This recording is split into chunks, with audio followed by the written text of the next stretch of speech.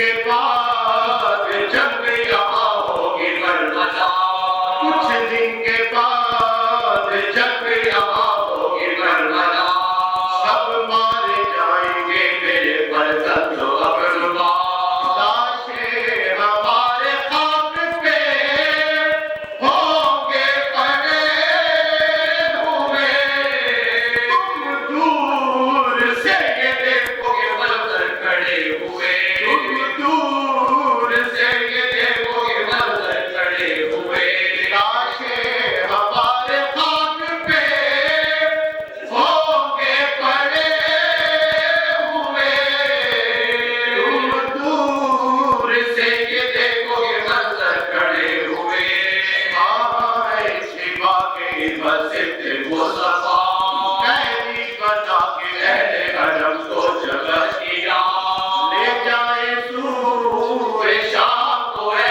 قوم مصطفیٰ، کر دے گا دفن لاشوں کو مل کر کہے خدا، کر دے گا دفن لاشوں کو مل کر کہے خدا، سید پہ بے وطن پہ اگر رحم کھاؤ گے، اس کی رضا خدا سے پیغمبر سے پاؤ گے، اس کی رضا خدا سے پیغمبر سے پاؤ گے، ایلا بڑی اسد کے دلوں کو خریدیا، پھر ان کی عورتوں سے کیا آپ نے خطاب، مانے اگر ہو مردوں کو اشرار کا عطا، مانے اگر ہو مردوں کو اشرار کا عطا، خوش تم سے ہوگی بنت رسول فلک جنا، لاشوں کو ایک گڑھے میں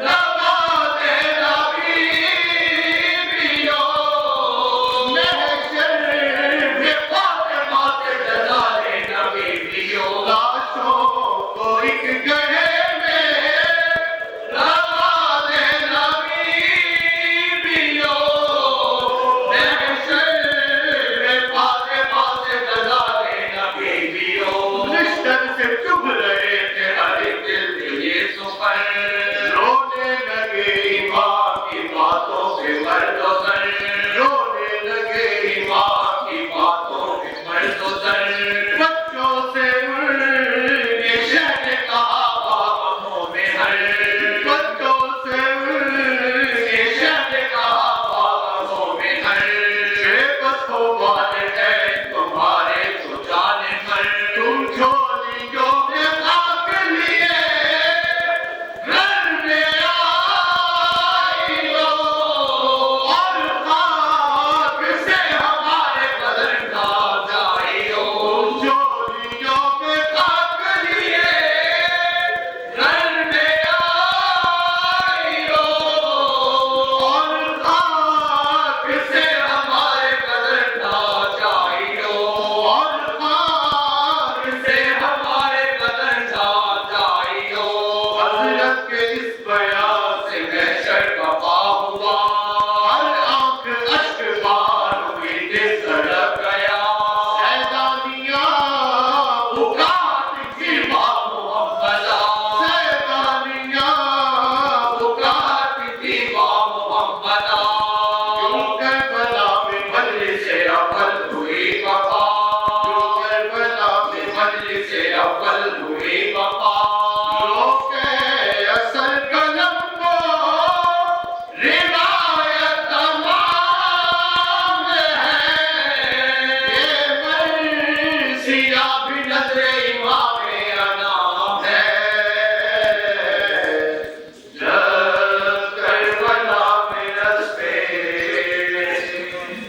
ہمارے نام محمد کے سب کی مہربانی حفاظت کو قبول و منظور فرما، مہربانی کی حاضری میں بیٹھے گا باننے محفل کی تمام تدبیری حاجات کو بالا، پروردگار مسلمانان عالم اسلام خصوصاً شیعہ حضر جزار جہاں جہاں پاکستان کی جان و مال عزت و آبرو کی حفاظت فرما، ہمارے ملک پاکستان کو استحکام عطا فرما، جن مومنین نے دعا کے لیے کہا ہے سب کا نام فضل فضل لینا ممکن نہیں، پروردگار جتنے بھی حاضرین محفل میں بیمار ہیں یا جو حاضر نہیں ہو سکے ان سب کو شفائے کاملہ واجلہ عطا فرما۔ حاضرین محفل سے جو اپنی دلی حاجات لیے بیٹھے ہیں میرے مالک محمد و آل محمد کے صدقے میں ان کو قبول و منظور فرما۔ پروردگار اس غم کے حقیقی بارے سے محمد زمان علیہ السلام کی حضور میں تحریر فرما۔ مومن آپ سب سے گزارش ہے کہ پیارے علی خان صاحب اور جناب اسد رابی صاحب اس اسٹیج کی زینت رہے ہیں، اس محفل کی زینت رہے ہیں، وہ آج ہم میں نہیں ہیں۔ آپ سے یہی گزارش ہے کہ ڈاکٹر ریاض علی شاہ مرحوم اور پیارے علی خان صاحب اور اسد رابی صاحب اور اپنے اپنے مرحومین کو ذہنوں میں جگہ دیتے ہوئے ایک بار سورہ اخلاص، ایک بار سورہ الحمد، تین بار سورہ اخلاص کا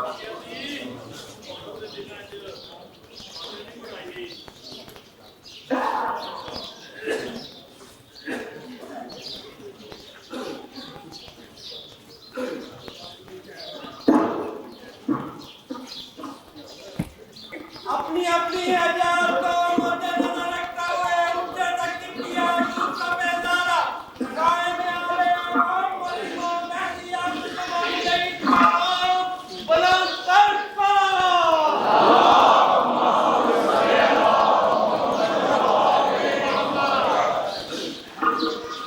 ہمارے دیگر صلوات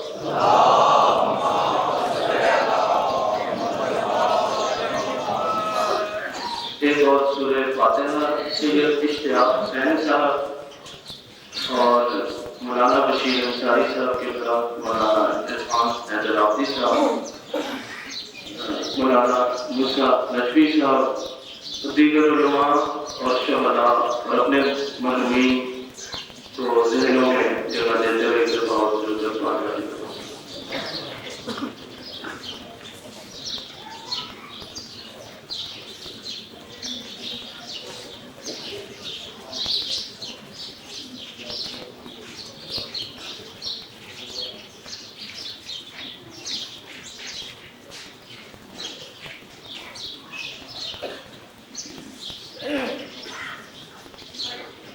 درود بھیجیے محمد والے۔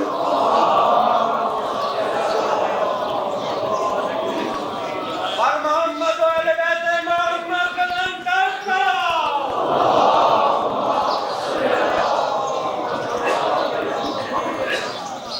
مولا علی علیہ السلام اور مولا حسین علیہ السلام کی شان میں فرمائیے خدمت ہے۔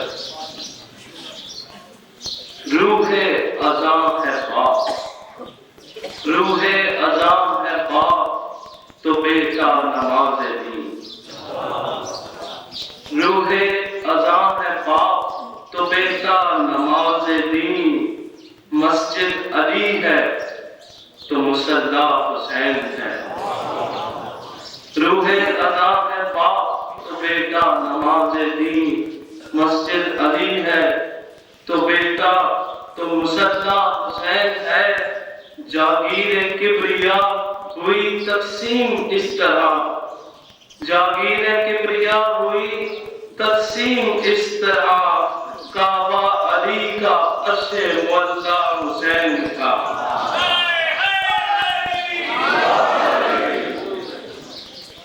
اب میں درخواست کرتا ہوں حجت الاسلام پروفیسر مولانا ذوالفقار حسین نقوی صاحب قبلہ سے کہ وہ اپنے موضوع قرآن اور فلاح آخرت پر مومنین سے خطاب فرمائیں۔ درود بھیجیے محمد والے۔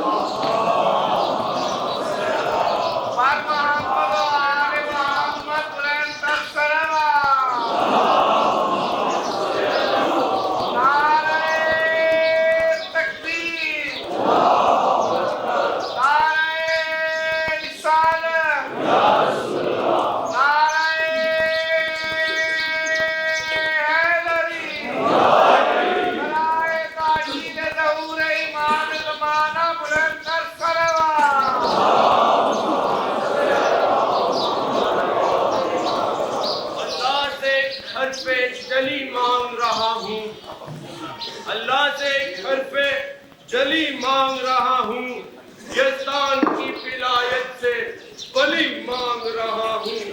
لو کر دیا کونین کو دیوا لیا میں نے، لو کر دیا کونین کو دیوا لیا میں نے، میں اس کے خزانے سے علی مانگ رہا ہوں۔ نعرہ حیدری!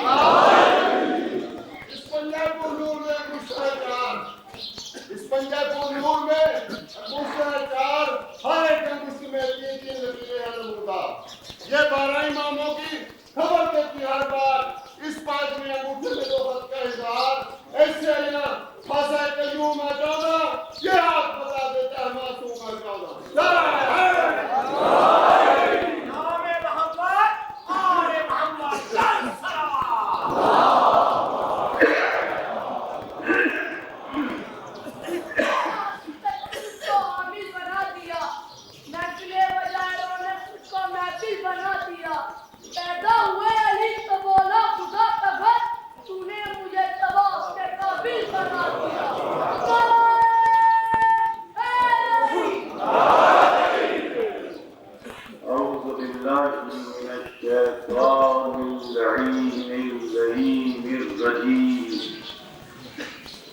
بسم اللہ الرحمن الرحیم الحمد للہ ذی العز الشامخ المنیف ذی الجلال البازخ العظیم ذی الملک الفاخر القدیر مالک الاملاک مفلک الافلاک مسخر الشمس والقمر مکور اللیل والنہار مکبر النہار علی اللیل قاسم کل جبار عنید مہلک کل شیطان مرید رب الجنة والناس رب العالمین جلت عظمتہ الصلاة والسلام علی النبی الأمی العربی الہاشمی القرشی المکی المدنی الابتحی المطلبی ابی القاسم محمد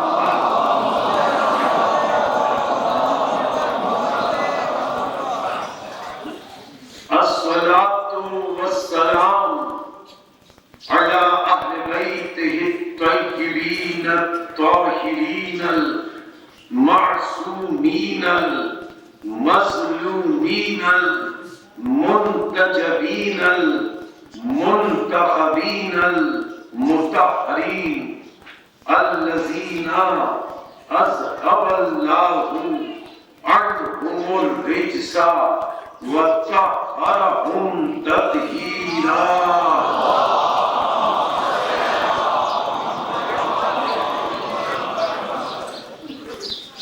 أما بعد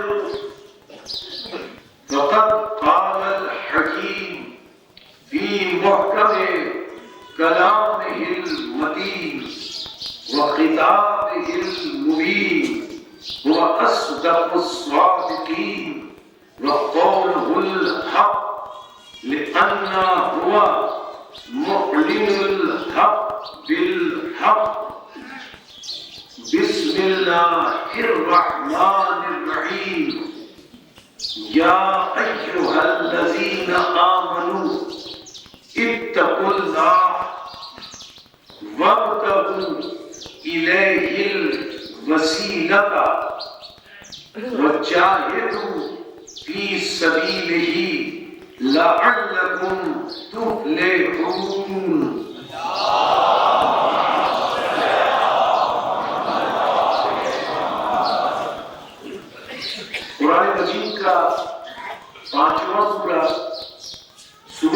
مائدہ 35ویں آیت مبارکہ اللہ کا ارشاد ہوا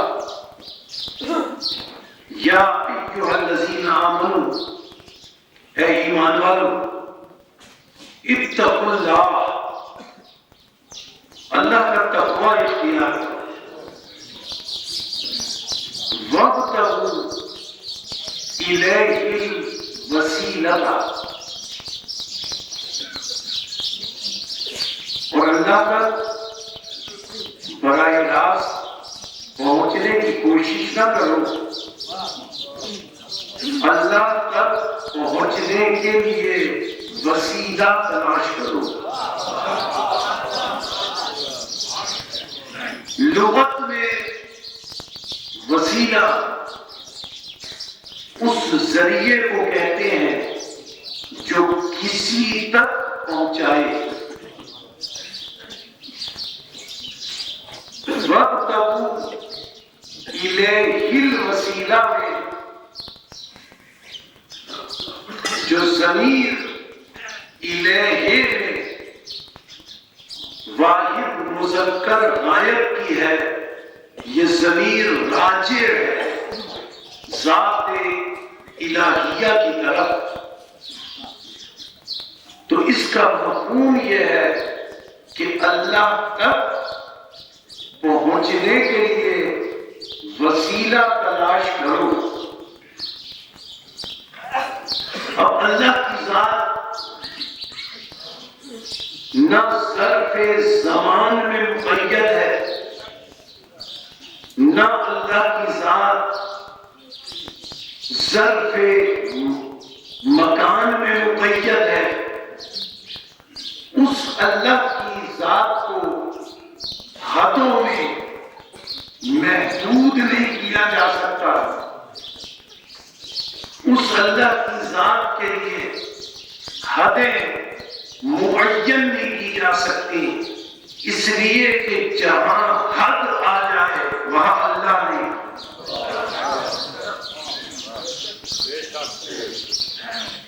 کعبے تک بیت اللہ تک تو کسی مادی اور مرکب ذریعے سے پہنچا جا سکتا ہے لیکن اللہ تک کسی مادی اور کسی مرکب وسیلے سے پہنچا نہیں جا سکتا تو یہ اللہ تک پہنچنے کے وسیلے کا آخر مطلب کیا ہے تو تفسیر میں اس وسیلے کے حوالے سے اس بات کو طے کر دیا گیا کہ اس وسیلے کا مطلب اللہ تک پہنچنے کا مطلب یہ ہے کہ اللہ کے قرب کا اللہ کے تقرب کا وسیلہ اللہ کے قرب کا وسیلہ اچھا اگر اللہ کے قرب کا وسیلہ ہے یہ وہی لفظ قرب ہے یہ وہی لفظ تقرب ہے یہ وہی لفظ قربتاً ہے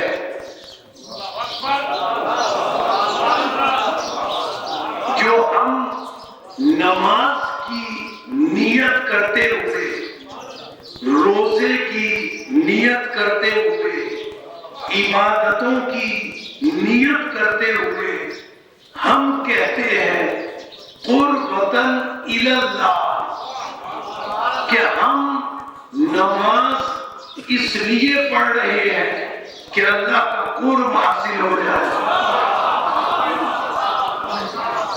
ہم روزہ اس لیے رکھ رہے ہیں حج زکات عبادتیں جتنی ہیں ان تمام میں جب بھی نیت کی جائے گی قربتن الاللہ کی جائے گی. یعنی ہم ہر عبادت کرتے وقت نیت یہ کرتے ہیں کہ یا اللہ ہم تیرا قرب چاہتے ہیں, ہم تیری قربت چاہتے ہیں, ہم تیرا تقرب چاہتے ہیں. ہم نے نماز کی نیت کی قربتن الاللہ, یا اللہ ہم تیرا قرب چاہتے ہیں. اب لائق توجہ یہ بات ہے کہ ہم نماز اس لیے پڑھ رہے ہیں کہ ہم اس کا قرب چاہتے ہیں. اللہ سے نماز پڑھ کے ہم قریب ہونا چاہتے ہیں. نماز پڑھ کے ہم قریب ہونا چاہتے ہیں. تو کیا نماز پڑھنے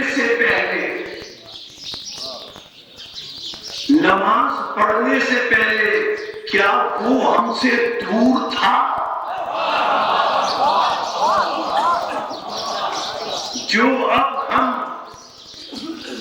اس سے قریب ہو گئے, یا نماز پڑھنے سے پہلے ہم اس سے دور تھے, جو نماز پڑھتے ہی ہم اس کے قریب ہو گئے, وہ اللہ کو اتنا قریب ہے. تو پھر اس تقرب کا, اس قرب کا مطلب کیا ہے کہ اللہ کا قرب حاصل کرنے کے لیے ذریعہ تلاش کرو. تو اس قرب کا مطلب یہ ہے, اس قرب کا مترادف ہے لفظ رضا, یعنی اللہ کے قرب کا وسیلہ, یعنی اللہ کی رضا کا وسیلہ. یعنی اگر تم اللہ تک وسیلہ چاہتے ہو تو تم اسے ڈھونڈو جس سے اللہ راضی ہو.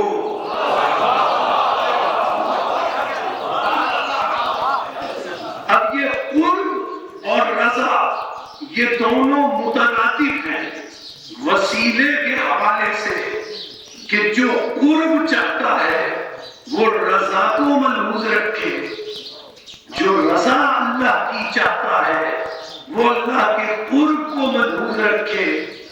اب کیسے یہ مسئلہ حل ہو؟ وسیلہ کو تلاش کرنا ہے, اور وسیلے کے لیے دو لفظ ہیں, ایک قرب ہے ایک رضا ہے, اور دونوں مترادف ہیں.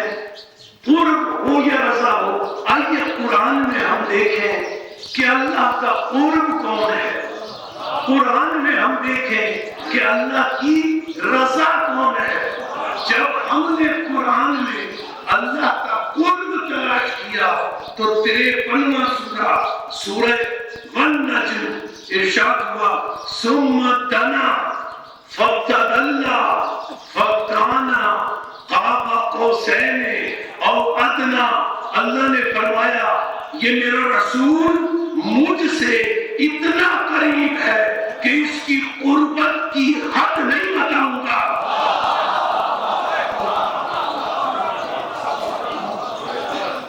اس کی قربت کی حد معین نہیں کروں گا. معلوم رسول اللہ کے قرب کا نام ہے. خطری مرتبہ اللہ کے قرب کا نام ہے. اب ہم نے جب رضا کو تلاش کیا کہ قرب اور رضا مترادف ہے تو سورہ بقرہ کہ یا اللہ تیری رضا کون ہے, قرب تیرا رسول ہے, رضا کون ہے, تو سورہ بقرہ وَمِنَ النَّاسِ مَن يَشْرِي نَفْسَهُ ابْتِغَاءَ مَرْضَاتِ اللَّهِ. اللہ نے شب ہجرت علی کا نفس خرید لیا, اپنی رضا علی کو دے دی.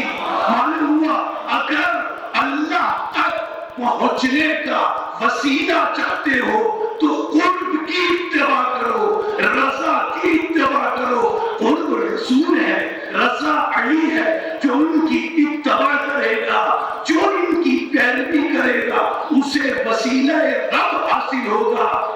ان سے چاہے رسول ہو چاہے علی ہو ان سے جل کر کے کوئی اللہ کے قریب نہیں جا سکتا.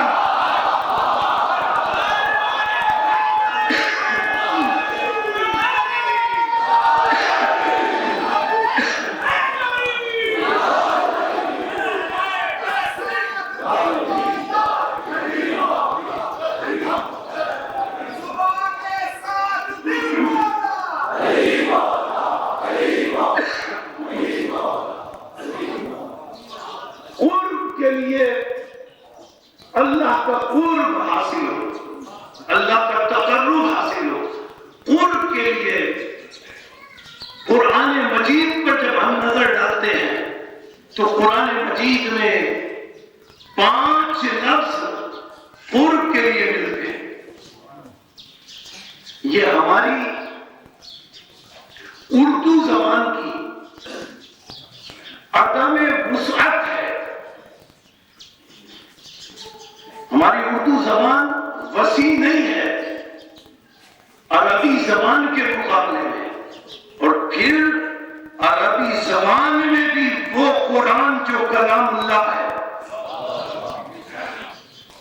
5 لفظ نظر آتے ہیں قرآن میں جن 5 لفظوں کے معنی قرب ہیں، 5 لفظوں کے معنی قریب ہیں. اور ہم اردو میں ان 5 لفظوں کا ترجمہ قرب کرتے ہیں، لیکن عربی میں وہ لفظ الگ الگ ہیں اور اس طرح الگ ہیں کہ ہر لفظ کے معنی اگرچہ قریب ہے، قرب ہے، ہر لفظ کے معنی اگرچہ قرب یا قریب ہے، لیکن ہر ایک کی کیفیت قرب الگ الگ ہے. قرب کی کیفیت الگ الگ ہے. ایک لفظ ہے جو قرآن میں آیا معنی قریب، میں نے عرض کیا تمام لفظوں کے معنی قرب ہیں، لیکن قرب کی کیفیت علیحدہ رہتا ہے. اور ہم اردو زبان میں ان کے لیے ایک لفظ نہیں بول سکتے، بلکہ اس کیفیت قرب کے لیے ہم مفہوم ادا کرتے ہوئے جملوں کے طور پر سمجھا سکتے ہیں کہ اس لفظ کی کیفیت قرب اور ہے، اس لفظ کی کیفیت قرب اور ہے. مثلا قرآن میں جو لفظ استعمال ہوئے قرب کے لیے، ایک لفظ ہے دنو، دال نون واو دنو. دنو مانے قریب. ایک لفظ خود ہے قرب، قرب مانے قریب. ایک تیسرا لفظ ہے لدن،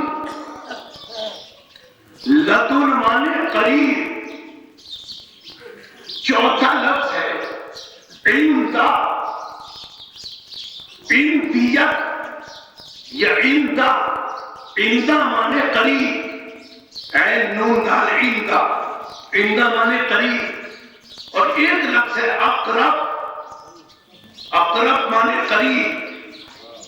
اب یہ 5 لفظ ہیں اور ہر لفظ میں جو معنی پوشیدہ ہے، ہر لفظ کے معنی قریب ہے، لیکن ہر ایک کی قرب کی کیفیت الگ الگ ہے. اب یہ کیسے ممکن ہے؟ مثلا میں اردو کے حوالے سے عرض کروں، ایک شخص کسی شخص کے بالکل برابر میں کھڑا ہے تو وہ یہ کہہ سکتا ہے میں اس کے قریب کھڑا ہوں. چند گز کے فاصلے پر کوئی کھڑا ہے وہ بھی کہتا ہے میں قریب کھڑا ہوں. یوں کہ پہلی صف میں کوئی کھڑا ہے تو وہ کہتا ہے میں نے اسے قریب سے دیکھا. اچھا دوسری صف میں جو کھڑا ہے وہ کہتا ہے میں نے اسے قریب سے دیکھا. اس نے بھی قریب سے دیکھا اور اس نے بھی قریب سے دیکھا. لیکن دونوں کی قربت میں فرق ہے. تیسری صف والے نے بھی قریب سے دیکھا لیکن ان کی قربت میں فرق ہے. دونوں ایک لفظ ہے مانے قریب لیکن لغت دیکھ رہے ہیں. دونوں کس قربت کو کہتے ہیں؟ دونوں مانے اتنا قریب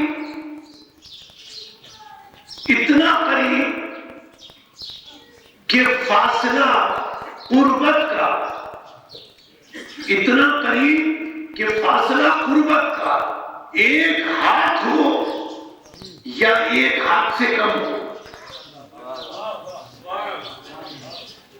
اگر ایک ہاتھ کا فاصلہ ہو یا اپنے ایک ہاتھ سے ذرا کم فاصلہ ہو تو دونوں کہلائے گا. آیت موجود ہے، آیت موجود ہے کہ اگر فاصلہ ایک ہاتھ ہو یا ایک ہاتھ سے کم ہو تو دونوں کہلائے گا. اتنی قربت کو دونوں کہتے ہیں. سورہ رحمان قرآن مجید کا 55واں سورہ. اللہ نے جنت میں جنتیوں کا، مومنوں کا ذکر کرتے ہوئے سورہ رحمان میں ارشاد فرمایا. دیکھیے دونوں ایک ہاتھ کے سے کم کا فاصلہ. اللہ فرماتا ہے متکئین علی فرش بطائنها من استبرق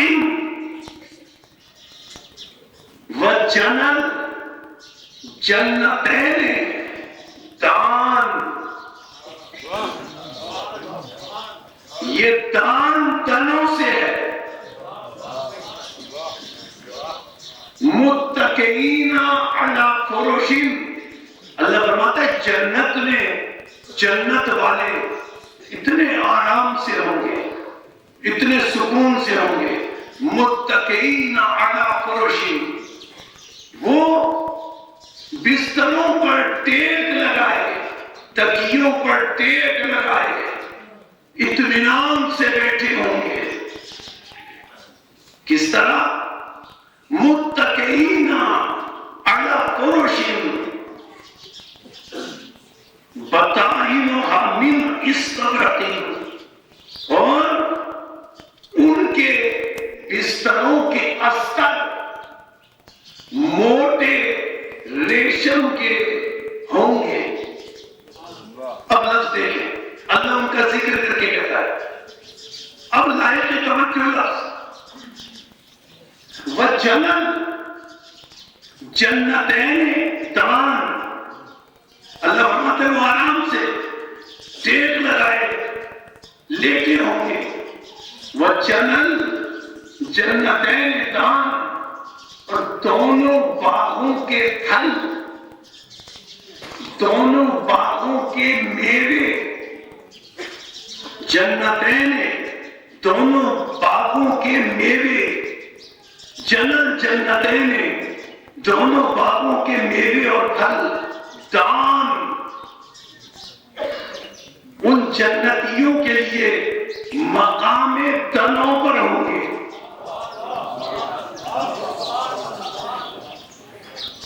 دونوں باغوں کے پھل اور میوے وہ جہاں بیٹھے ہوں گے، دان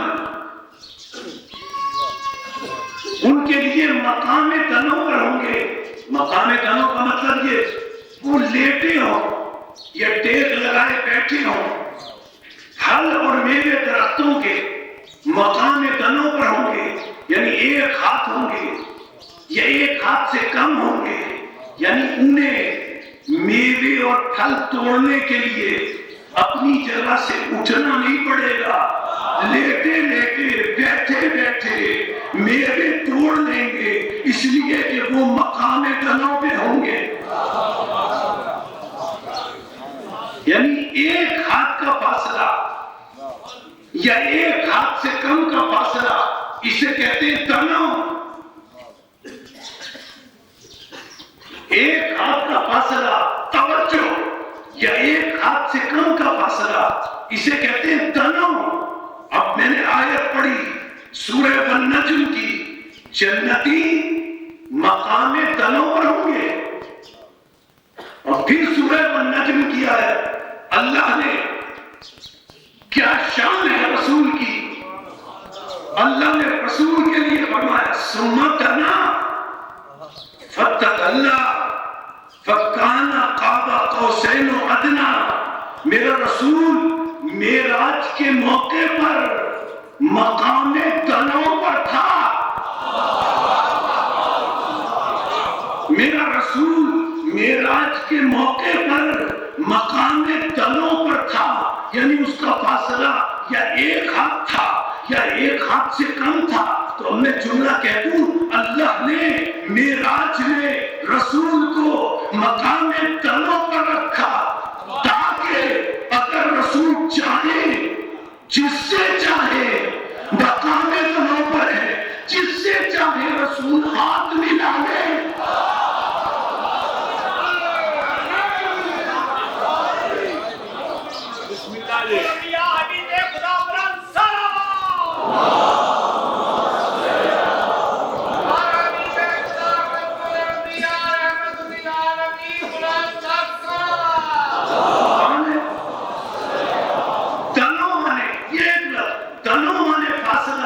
ایک ہاتھ یا اس سے کم، ایک ہاتھ سے زیادہ فاصلہ ہو تو تنو نہیں ہے. اب دوسرا لفظ، زیادہ تفصیلات میں نہیں جاتا، دوسرا لفظ ہے لدن. اچھا، ہم جو لباس پہنتے ہیں یہ تنو نہیں ہے ہمارے قریب. لباس ہمارے قریب ہے، ہمارے جسم سے متصل ہے، لیکن تنو نہیں ہے. اس کے لیے لفظ تنو عربی میں استعمال نہیں ہوگا. اس لباس کے لیے لفظ آئے گا لدن، یعنی جو قرب ظاہر کی کیفیت میں ہو اسے کہتے ہیں لدن. قرب ظاہر کی کیفیت میں جو ہو اس کا نام ہے، اس کے لیے لفظ ہے لدن. پڑھ لیجئے سورہ ہود، لدن کا لفظ قرآن مجید کا کیا لفظ ہوا؟ الف لام را کتاب احکمت آیاتہ ثم فصلت من لدن حکیم خبیر. اللہ نے فرمایا کہ قرآن کس کی طرف سے ہے؟ من لدن حکیم خبیر، اس اللہ کی طرف سے جو حکیم بھی ہے، جو خبیر بھی ہے. قرآن اللہ کے دنوں سے نہیں ہے، من لدن اللہ کے لدن سے ہے. اور لدن کہتے ہیں قرب ظاہر کو. اللہ نے بتایا قرآن توحید کے قرب ظاہر سے آیا. قرآن توحید کے قرب ظاہر سے آیا. اندہ کے معنی قرب ظاہر نہیں، اندہ کے معنی قرب باطن. لدن معنی قرب ظاہر اور اندہ معنی قرب باطن.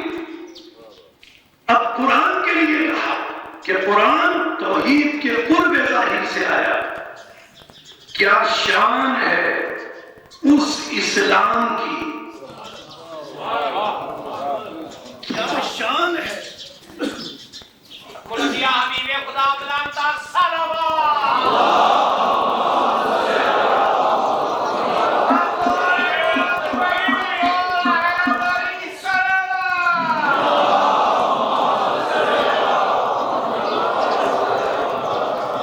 اچھا، قرآن توحید کے قرب ظاہر سے آیا. تنو مانے ایک ہاتھ کے اس سے کم فاصلہ، لدن مانے قرب ظاہر عندہ مانے قرب باطن، قرب باطن۔ قرآن توحید کے قرب ظاہر سے آیا۔ کیا شان ہے اسلام کی، جو سورہ آل عمران میں اللہ نے فرمایا ان الدین عند اللہ الاسلام، اللہ کا دین اسلام توحید کے قرب باطن سے آیا۔ دین اسلام توحید کے قرب باطن سے آیا۔ اب سنیں عندہ کا لفظ، توجہات مطلوب ہے۔ عندہ، اندیت، قرب باطن۔ سورہ انبیاء قرآن مجید کا 21واں سورہ، اللہ نے ارشاد فرمایا لہو من فی السماوات والارض ومن عنده۔ سب تسبیح کرتے ہیں جو زمین میں ہے یا آسمانوں میں ہے۔ پہلے یہ فرمایا آیت کے پہلے جو ہے سب تسبیح کرتے ہیں جو زمین میں ہے یا آسمانوں میں ہے۔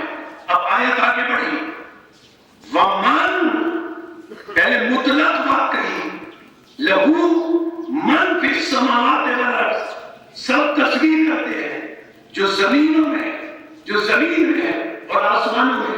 اب پھر فرمایا ومن عندہ، اور وہ جو اللہ کی عندیت میں ہے، ومن عندہ، اور جو اللہ کی عندیت میں ہے، لا یستکبرون عن عبادتہ، وہ عبادت میں سرکشی نہیں کرتے۔ جو عندیت میں ہے وہ عبادت میں سرکشی نہیں کرتے، ولا یستحسرون، اور وہ عبادت کرتے ہوئے تھکتے نہیں ہیں۔ من عندہ، جو اللہ کی عندیت میں ہے، وہ لا یستکبرون عن عبادتہ، وہ عبادت کرتے ہوئے سرکشی نہیں کرتے، ولا یستحسرون، نہ وہ عبادت کرتے ہوئے تھکتے ہیں۔ پھر آیت بڑھی، ان عندیت والوں کی شان بیان کی، وَيُسَبِّحُونَ اللَّيْلَ وَالنَّهَارَ، یہ عندیت والے وہ ہیں جو صبح شام اللہ کی تسبیح کرتے ہیں۔ یُسَبِّحُونَ اللَّيْلَ وَالنَّهَارَ، جو صبح شام، صبح رات اللہ کی تسبیح کرتے ہیں۔ لا یفترون، یہ سستی نہیں کرتے۔ اب اس آیت میں 3 قسم کے لوگوں کا اللہ نے ذکر کیا۔ ایک وہ جو زمین پر رہنے والے ہیں، اور ایک وہ جو آسمانوں پر رہنے والے ہیں، اور تیسرے وہ جو اللہ کی عندیت میں ہے۔ اور یہ اللہ کی عندیت میں وہ ہے کہ جن کی عبادت پر اللہ کو ناز ہے، جن کی عبادتوں پر اللہ فخر کر رہا ہے۔ مفصل نے، کتاب کا نام ہے ہدایت الکبریٰ، مفصل نے کشاف حقائق امام جعفر صادق علیہ السلام سے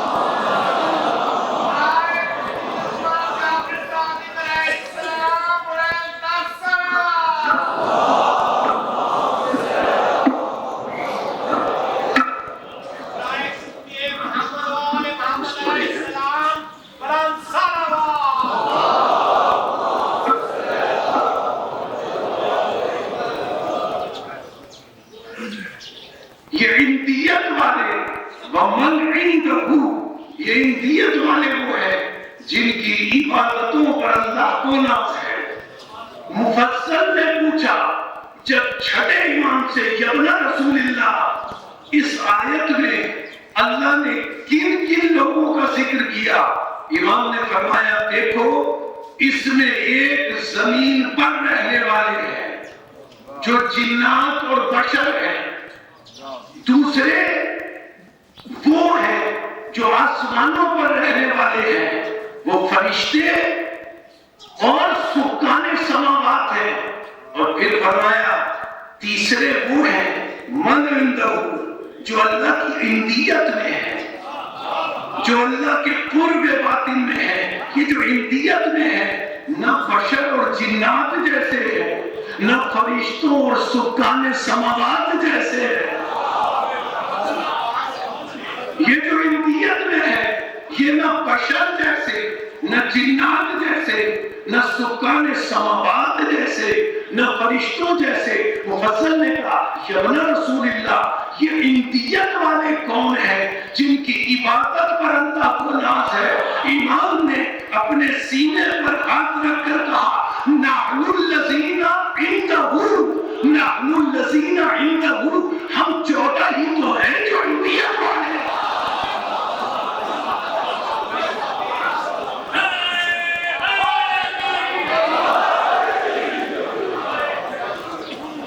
نحن الذین عندہ، ہم 14 ہی تو ہیں جو عندیت والے ہیں۔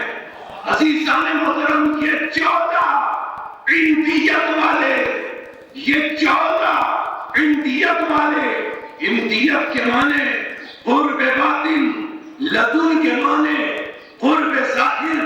اب پڑھے سورہ بنی اسرائیل، قرآن مجید کا 17واں سورہ، اللہ نے ارشاد فرمایا قل، اے رسول کہتے عندیت مانے قرب باطن، لدن مانے قرب ظاہر۔ اب اللہ نے رسول سے کہا قل رب ادخلنی مدخل صدق واخرجنی مخرج صدق واجعلنی من لدنک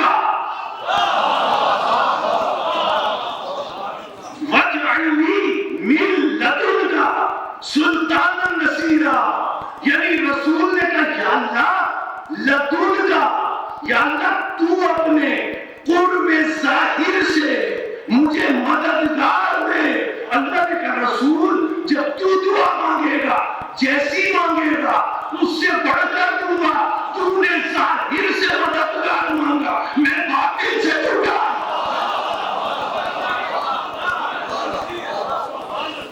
رب ادخلنی مدخل صدق واخرجنی مخرج صدق واجعلنی من لدنک سلطانا نصیرا۔ رسول نے ناصر نہیں مانگا، ناصر نہیں مانگا، نصیر مانگا۔ ناصر تو وہ ہے جو کبھی مدد کرے کبھی نہ کرے، اس میں فائل ہے۔ ناصر وہ جو کبھی مدد کرے نہ کرے۔ رسول نے کہا نصیر دے، یعنی وہ دے جو کبھی میدان سے نہ بھاگے۔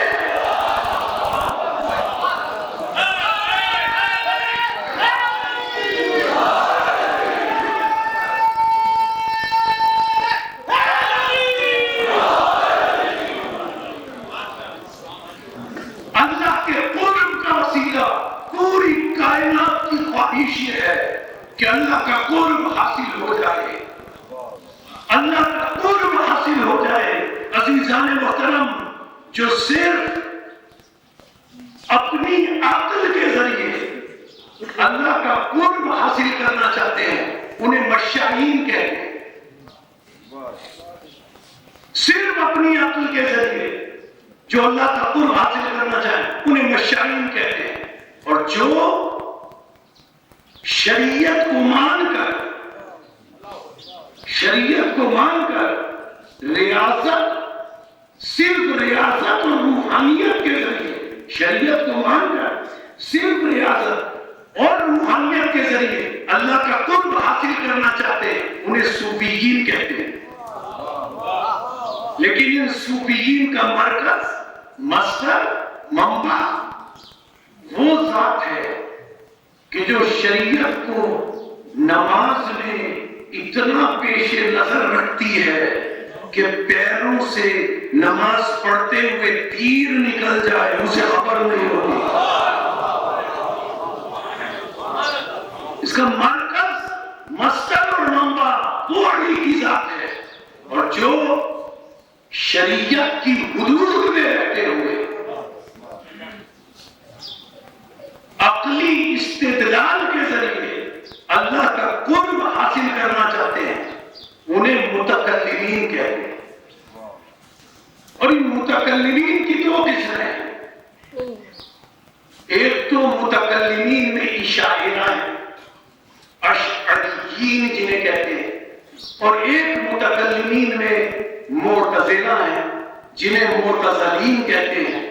اشاعرہ کا امام ہے ابو الحسن اشعری اور دوسرا ہے نسبی. اور ان دونوں نے توحید،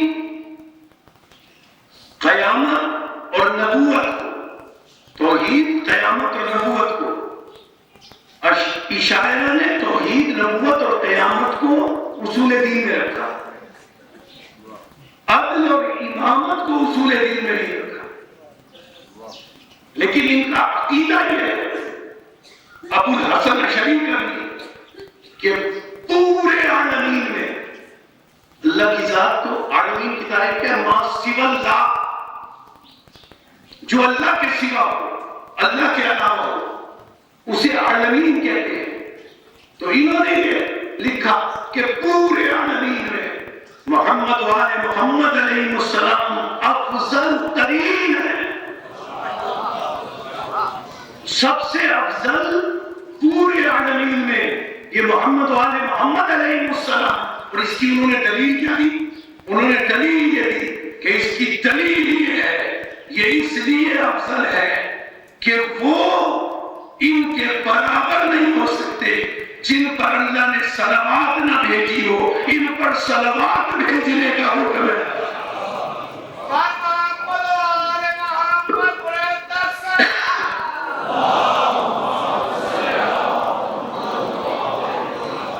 یہ معتزلین جو قرب چاہتے ہیں انہوں نے نفس معصومین کے حوالے سے اصول دین میں توحید، قیامت اور نبوت کے ساتھ ساتھ عدل اور امامت کو بھی رکھا. اور یہ شروع سے ان میں بحثیں چلی آ رہی ہیں. بس ایک بات میں عرض کر کے گفتگو کو آج کے نتیجے کی طرف لے جاؤں. ان میں ابتدا سے بحثیں چلی آ رہی ہیں. اشاعرہ کے کچھ لوگ، اشعریین کے کچھ لوگ آئے علامہ معتزلی کے پاس اور ایک کاغذ پر لکھ کر 17 افراد کے نام لائے. اور وہ 17 افراد کے نام علامہ معتزلی کے حوالے کر کے انہوں نے اشاعرہ نے علامہ معتزلی سے کہا یہ دیکھیے 17 نام، ذرا یہ بتائیں یہ 17 افضل ہیں یا علی افضل ہے؟ علامہ معتزلی نے توقف کیا، تھوڑا سا تأمل کیا، جواب دینے لگے. معتزلی نے کہا مجھ سے مت پوچھو. یہ اصرار کرنے لگے. جب انہوں نے اصرار کیا تو علامہ معتزلی نے سورہ مائدہ کی آیت پڑھی، 5واں سورہ سورہ مائدہ، اس کی آیت پڑھی یا ایھا الذین آمنوا لا تسألوا عن اشیاء ان تبد لکم تسؤکم. اے ایمان والو ایسے سوال مت پوچھا کرو جن کا جواب تمہیں برا لگے.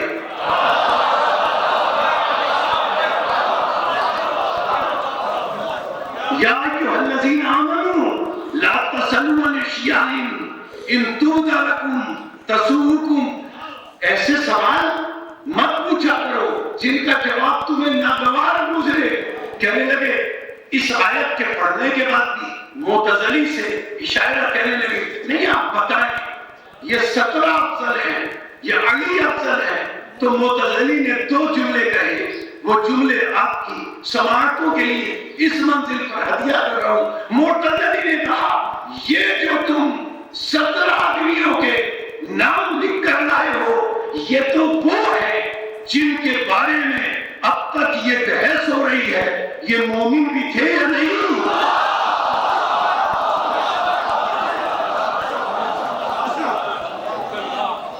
اب دوسرا جملہ معتزلی کا سنیں، معتزلی کہتے ہیں یہ جو تم 17 افراد کے نام لکھ کر لائے ہو ان کے بارے میں تو اب تک یہ بحث ہو رہی ہے کہ یہ مومن بھی تھے یا نہیں، ان کا مقابلہ تم اس علی سے کر رہے ہو جس کے بارے میں اب تک بحث ہو رہی ہے کہ وہ بندہ تھا یا خدا۔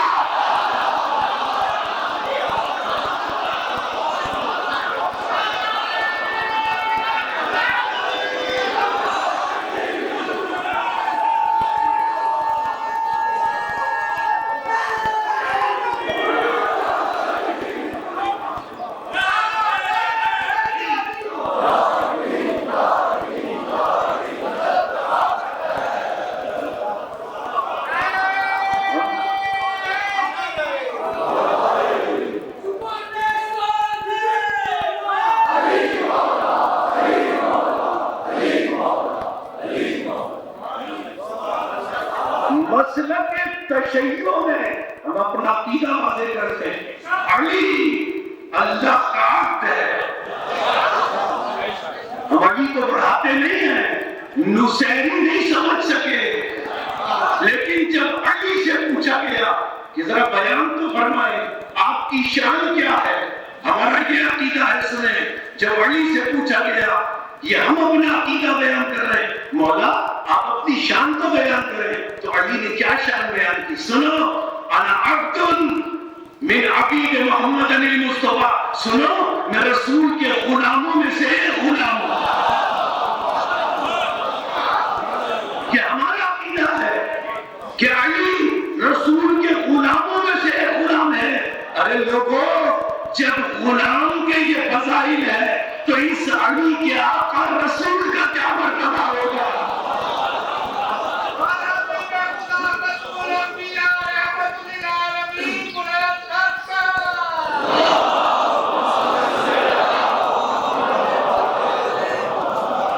لیکن میں عرض کروں انہیں سمجھا نہیں جا سکتا،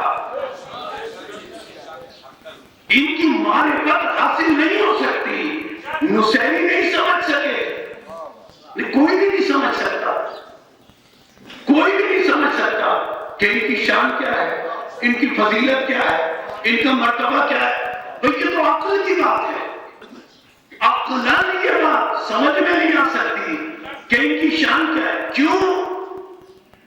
کیوں نہیں سمجھ میں آ سکتی؟ مختصر عرض کروں، ایک بوڑھا شخص یہ سمجھ سکتا ہے، ایک بوڑھا شخص یہ سمجھ سکتا ہے کہ جوانی کیا ہے، بچپنا کیا ہے۔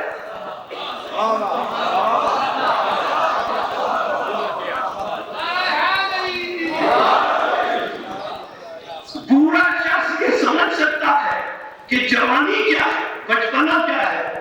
بچہ نہیں سمجھ سکتا کہ بڑھاپا اور جوانی کسے کہتے ہیں۔ جاگتا ہوا انسان سمجھ سکتا ہے کہ نیند کسے کہتے ہیں، سویا ہوا انسان نہیں سمجھ سکتا جاگنا کسے کہتے ہیں۔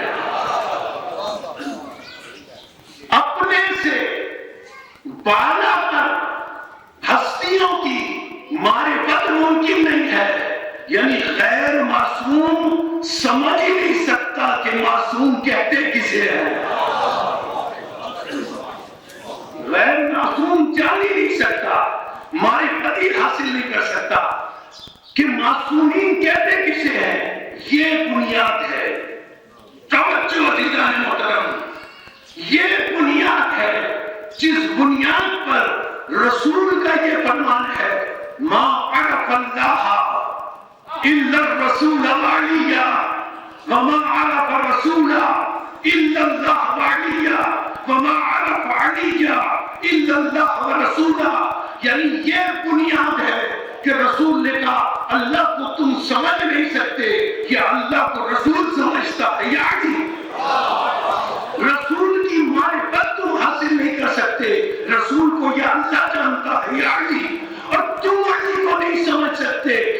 کو یا اللہ جانتا ہے یا رسول؟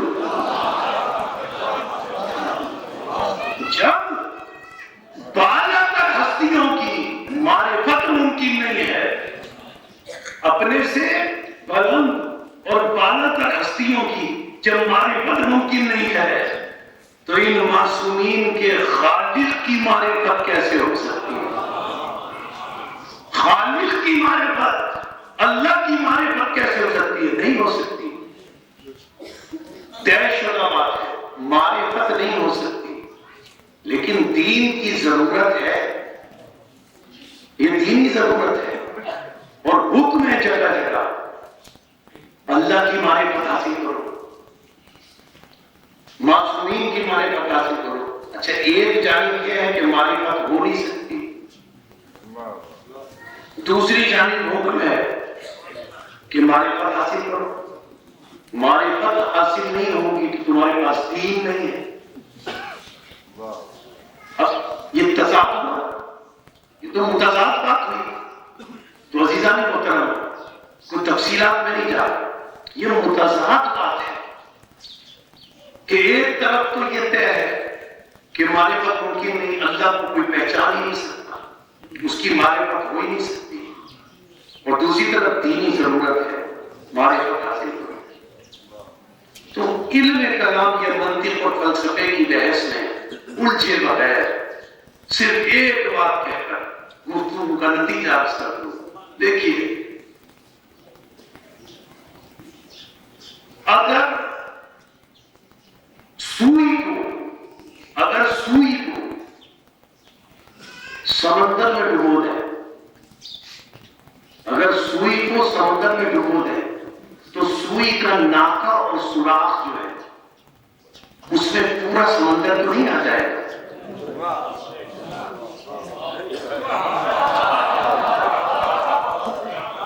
اگر سوئی کو سمندر میں ڈبو دیں تو سوئی کے ناکے میں، سوئی کے سوراخ میں پورا سمندر تو نہیں آ جائے گا، لیکن سوئی کے ناکے میں اتنا سمندر ضرور آ جائے گا جتنا اس ناکے کا ظرف ہوگا۔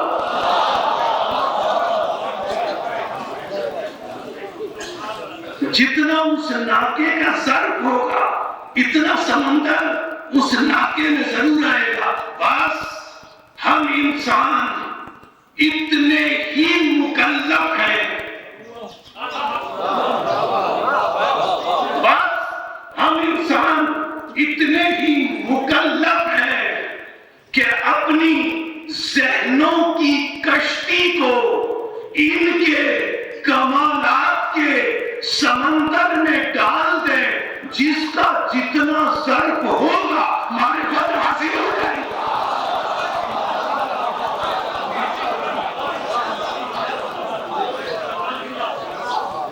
جتنی جس کے ظرف میں وسعت ہوگی اسے معرفت حاصل ہو جائے گی۔ یہی سبب ہے، یہی وجہ ہے کہ رسول نے اپنے ساتھیوں میں سے ہر ایک کے معرفت کے الگ الگ درجات بیان فرمائے۔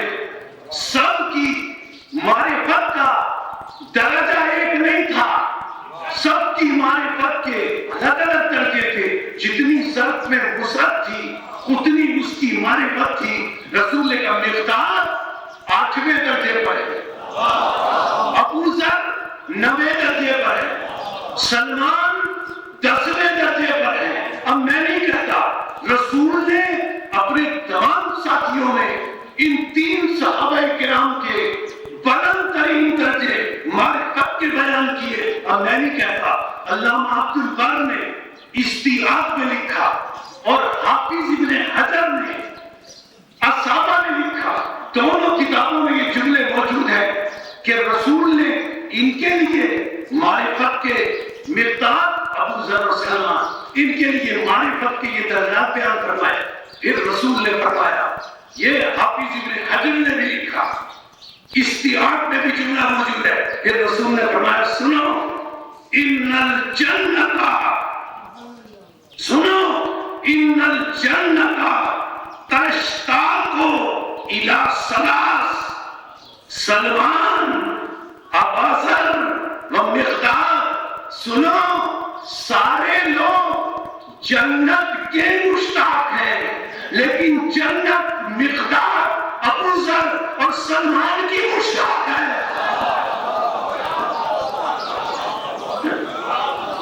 جنت مقدار ابو ذر اور سلمان کی مشتاق ہے کہ یہ ہم میں کب آئیں گے، جنت ان کی مشتاق ہے۔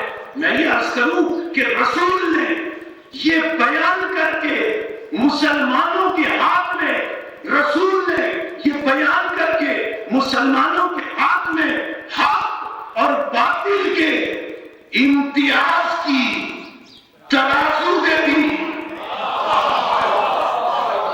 رسول نے یہ حدیث بیان کر کے مسلمانوں کے ہاتھ میں حق و باطل کے امتیاز کی ترازو دے دی کہ مسلمانوں میرے بعد یہ دیکھ لینا کہ یہ دین کس کے ساتھ ہے، میرے بعد یہ دیکھ لینا یہ دین کس کے ساتھ ہے۔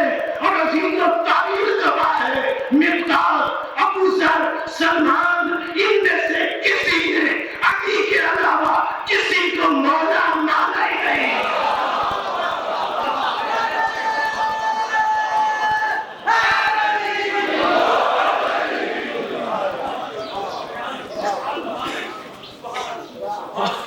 رسول نے یہ بیان کر کے حق و باطل کے امتیاز کی ترازو مسلمانوں کے ہاتھ میں لے دی، اور امام حسین علیہ السلام نے کربلا میں خط کھینچ کر حق اور باطل کی ترازو مسلمانوں کے ہاتھ میں قیامت تک دے دی۔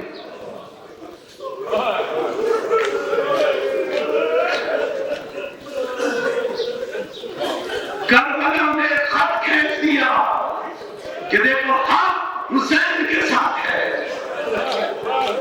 باطل اسلام کے ساتھ ہے۔ ہاں 28 رجب کو قافلہ چلا، اور آج عزادارو 2 محرم ہے،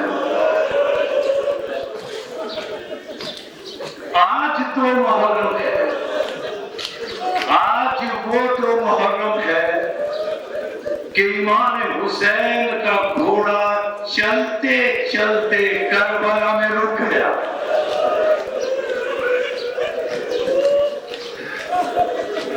روایت ہے نا کہ امام حسین نے 7 گھوڑے بدلے، جب کوئی نہ چلا امام حسین نے قریب بستی کے لوگوں کو بلایا۔ میں تو صرف دوہرا رہا ہوں، آپ کے ذہن میں بات موجود ہے۔ اے بھائیو، اس زمین کا نام کیا ہے؟ کسی نے کہا اسے غازریہ کہتے ہیں، اور کوئی نام ہے اسے مالیہ کہتے ہیں، اور کوئی نام ہے اسے نینوا کہتے ہیں، اور کوئی نام ہے۔ ایک بوڑھا شخص آگے بڑھا، مولا یقال لہا کربلا،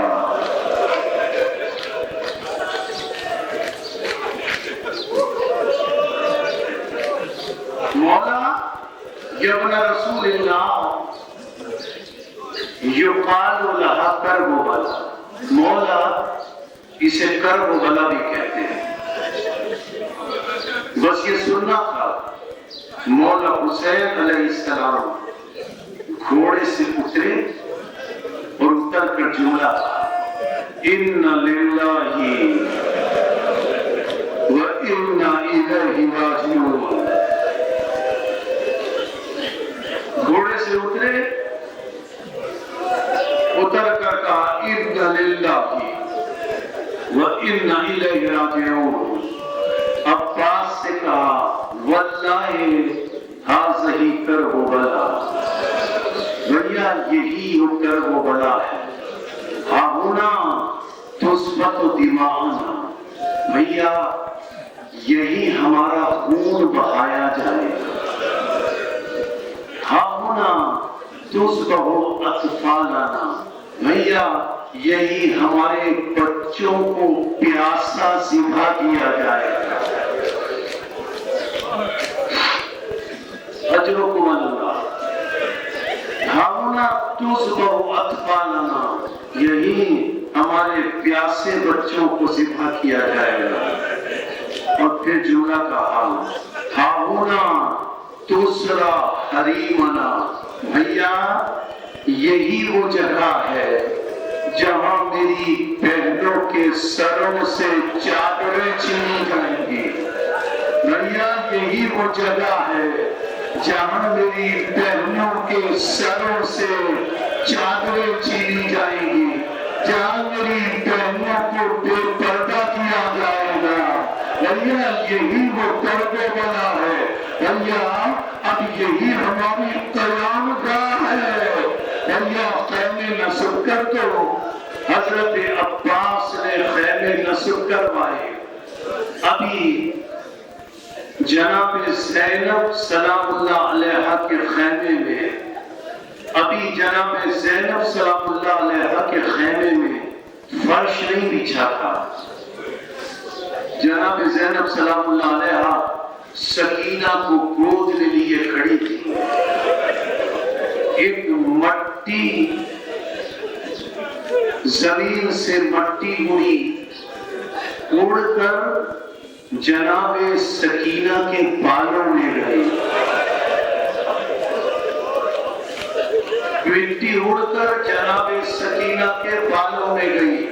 اب جو زینب سلام اللہ علیہ نے اس مٹی کو صاف کیا اور اپنے چہرے کے قریب لائی، کہا پیسا ذرا میرے ماں جائے بھائی کو تو بلاؤ، حسین آئے، بہن کیا ہوا؟ زینب نے کہا بھیا اس زمین سے جلدی آگے بڑھ جاؤ، مجھے اس مٹی میں آپ کے خون کی خوشبو آ رہی ہے، مجھے اس مٹی میں آپ کے خون کی خوشبو آ رہی ہے، بھیا ذرا آگے چلو۔ حسین نے کہا بہن اب یہی قیامت تک ہماری قیام گاہ ہے، اب یہی قیامت تک ہماری قیام گاہ ہے۔ اجرکم علی اللہ۔ عزادارو اب آپ جانتے ہیں آپ کے ذہنوں میں مسائل موجود ہیں۔ آج 2 محرم ہے نا، آج محرم کی 2 تاریخ ہے جب حسین نے کربلا کو آباد کیا، جب حسین نے کربلا کو آباد کیا اور قیامت تک وہ کربلا محلہ بن گئی، وہ کربلا محلہ بن گئی۔ امام حسین نے آج بنی اسد کے لوگوں کو بلایا، بنی اسد کے لوگوں، بنی اسد کے لوگوں یہ بتاؤ یہ زمین کتنے میں مجھے فروخت کرو گے؟ ارے کیا شان ہے ان معصومین کی کہ اپنے مزاروں کے لیے، اپنی قبروں کے لیے وہ تو زمین خرید رہے ہیں۔ بنی اسد نے کہا مولا کسی نبی اور ولی کو یہ زمین راس نہیں آئی، کہا ہماری تو قضا اور قدر یہی ہے، ہمیں تو یہی رہنا ہے۔ 70,000 درہم میں جب بات طے ہوئی تو حسین کو کچھ خیال آیا، حسین خیمے میں گئے مشورہ کرنے، ابھی بے نامہ لکھا جانا ہے، ابھی بے نامہ لکھا جانا ہے، بات طے ہو گئی ہے۔ حسین خیمے میں گئے اور خیمے میں جا کر اپنی بہن زینب سے کہا بہن ذرا مشورہ دو، یہ زمین کس کے نام خریدوں؟ بہن یہ زمین کس کے نام خریدوں؟ ارے زینب نے کہا بہن یہ زمین کس کے نام خریدوں؟ زینب نے کہا بھیا یہ زمین میرے بیٹے علی اکبر کے نام خریدو، میرے بیٹے علی اکبر کے نام خریدو، ہمارا سلام علی اکبر پر۔ ارے مولا آپ نے زمین علی اکبر کے نام خریدی، ارے سکینہ کو یہی تو دکھ ہے کہ بھائی کی جاگیر میں اوپر کما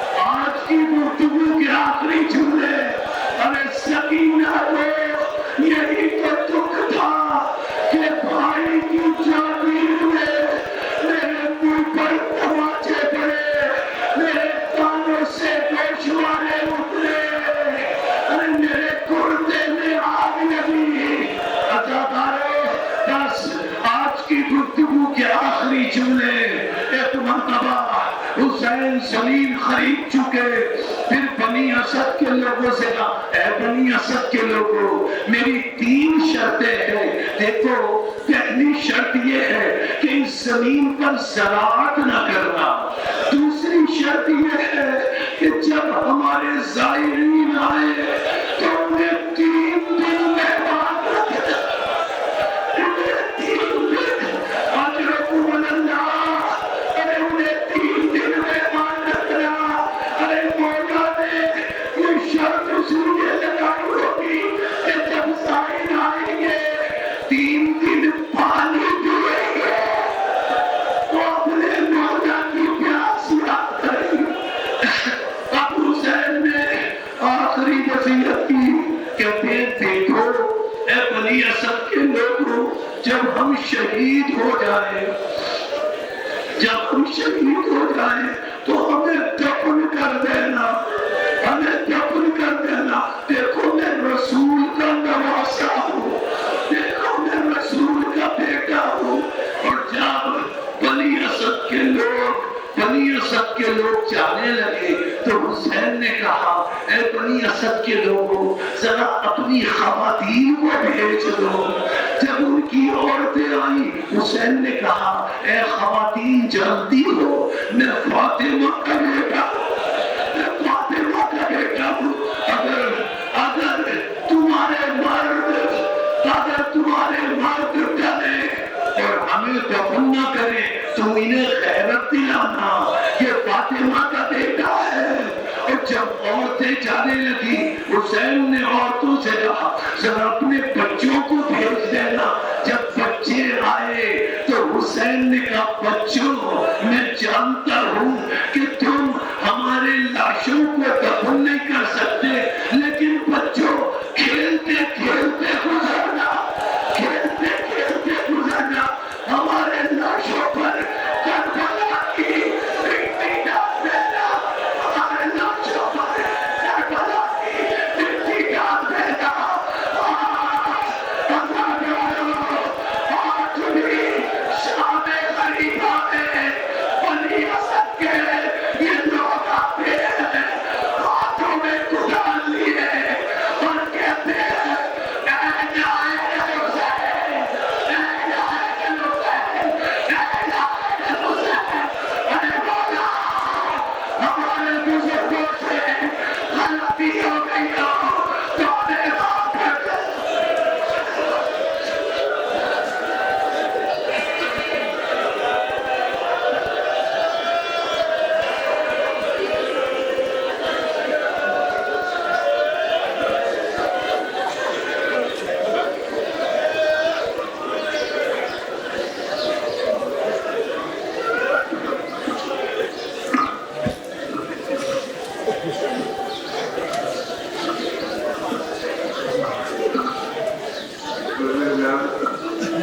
السلام علیکم یا رسول اللہ، السلام علیکم یا نبی اللہ، السلام علیکم